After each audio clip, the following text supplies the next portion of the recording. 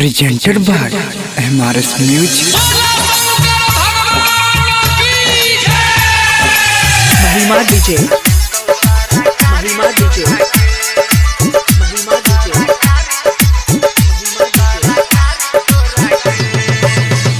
धोले कान्हे पकावर भोला छै गे तोरा सावर दे तो जिंदगी सवारी तोरा गे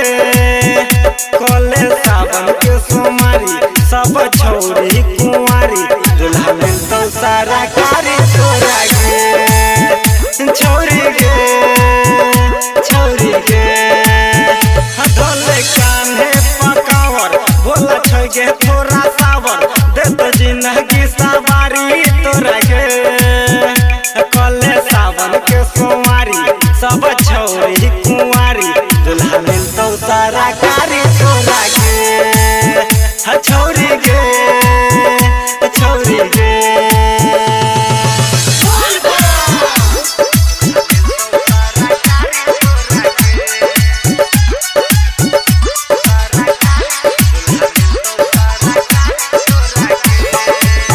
महिमा डीजे, सौली चौक वाली से MRS म्यूजिक की शानदार प्रस्तुति।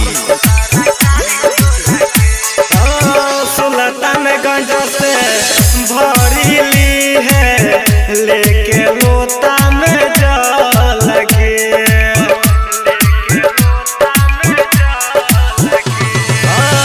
जाए के पड़तो सुने के छौरी देव घर तोरा पैदल के सोच सपना पूरा है तो भोला दे तो लगे धोले कान्हे पकावर भोला छै गे तोरा सावर दे तो जिंदगी सवारी तोरा गे हकले सावन के सोमारी सब छौरी कुंवारी दुल्हा में तो सारा कारी तोरा गे छौरी गे छौरी गे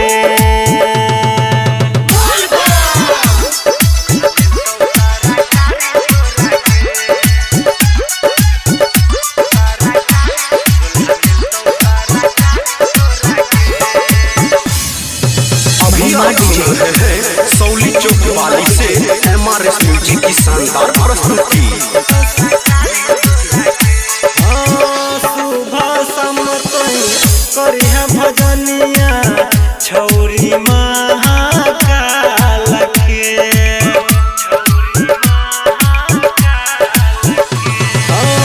सुबह समतोई करिह भजनिया छौरी महाकाल के तारा पुरई तो भोले दानी लगत लगाना यही साल में जाय छै राजा राहुल साथे तिलक शोभै छै माथे कहे संजित छै महिमा भारी गे हकले सावन के सोमारी सब छौरी कुंवारी दुल्हा में तो सारा कारी तोरा गे छौरी गे